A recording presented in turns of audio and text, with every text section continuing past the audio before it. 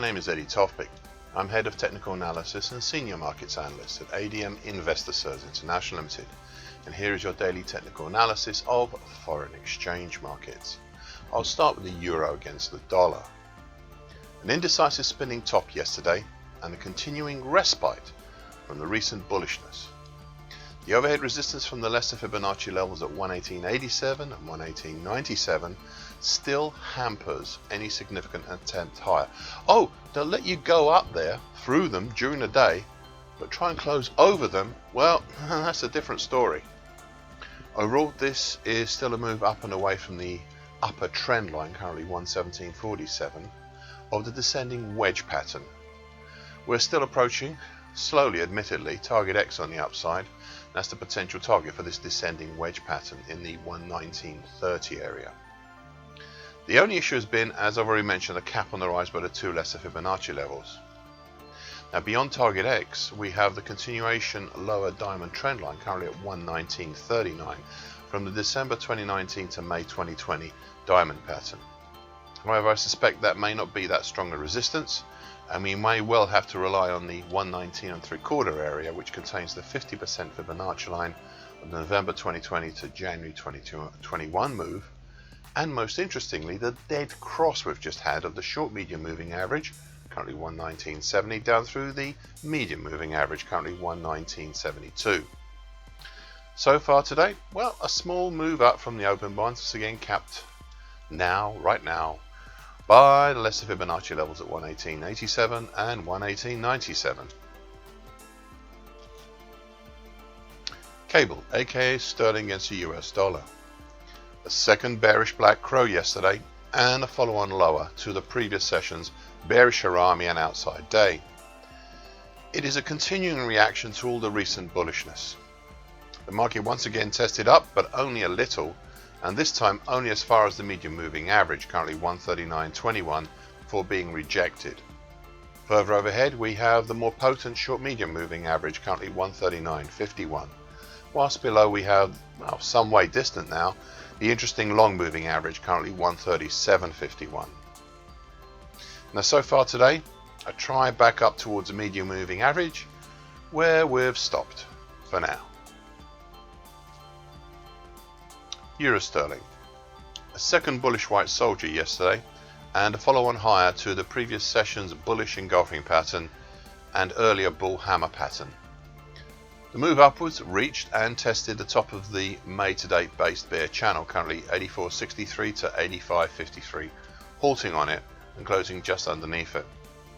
Further ahead, we still have the strong resistance from the flatlining medium moving average, currently 85.98, and the slowly descending short medium moving average, currently 85.77.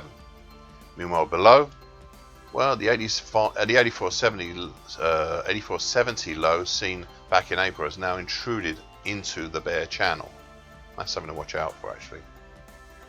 So far today, a lower open and small test up to the upper bear channel line again, but coming off now. US dollar against the Indian rupee.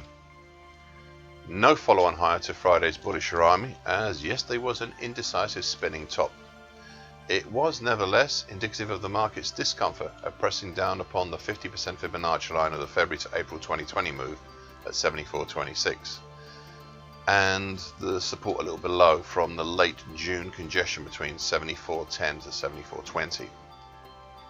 Overhead is the resistance from the curling over short moving average, currently at 74.47, and the rising lower trend line, currently 74.65, and now actually some distance away. And that's of the recent ascending broadening wedge pattern, as well as the 50% Fibonacci line of the April 2020 to February 2021 move, also at 74.63.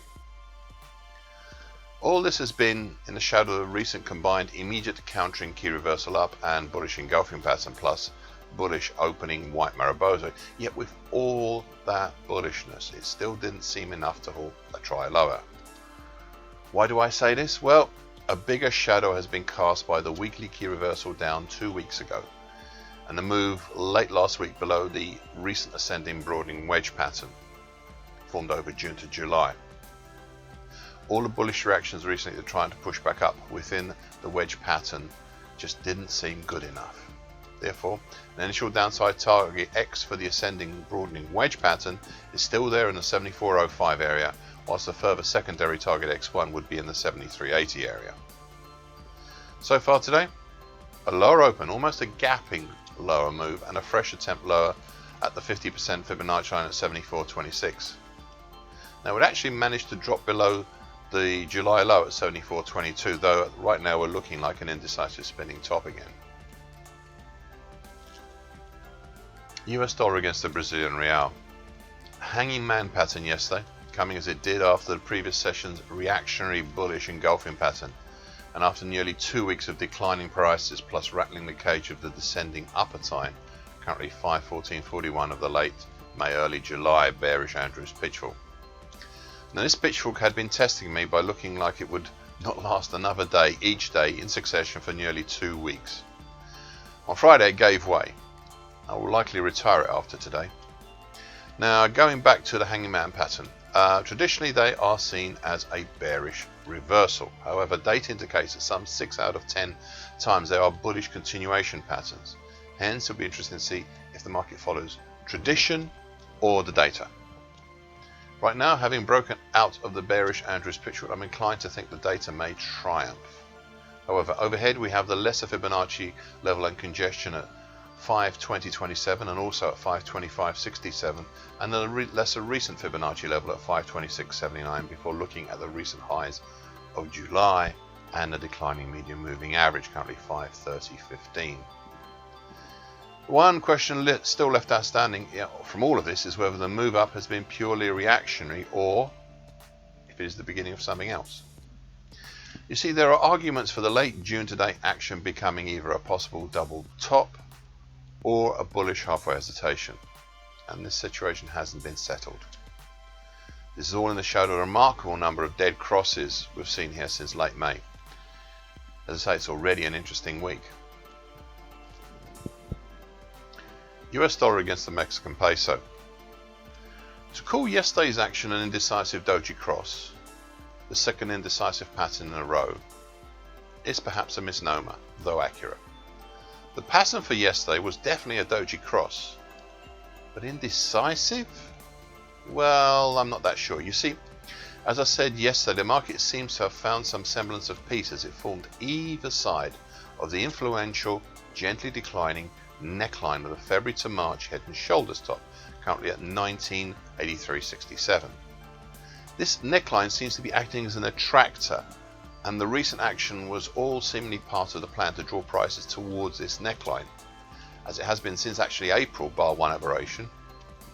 Overhead we still have the flatlining short medium moving average, currently 1996.90, and its recent partner, the short moving average, currently 1995 3/4. Overall, yesterday's action is another example of what I suppose I must call the extensive indecision we've seen previously in this market. Indecision that stretches from the fall back to these levels originally seen in mid-April, but which recently started again in late June. Additionally, we've finished just within, again, the April-May based congestion zone between 1985 to 1995. Lower still we have the neckline, currently 1958.77 of the late January to mid-May head and shoulders top, acting as support, plus a support band at 1971.68 that's in between. So far today, a move lower and closer through and closer to the February to March head and shoulders neckline, though we're actually still within yesterday's range. Thank you for listening. The short version broadcast gives essential market patterns and consequences. Please be aware of the risk disclaimer posted with this broadcast. Copyright is Tofpik and ADM Investor Services International Limited. Here comes the final bit.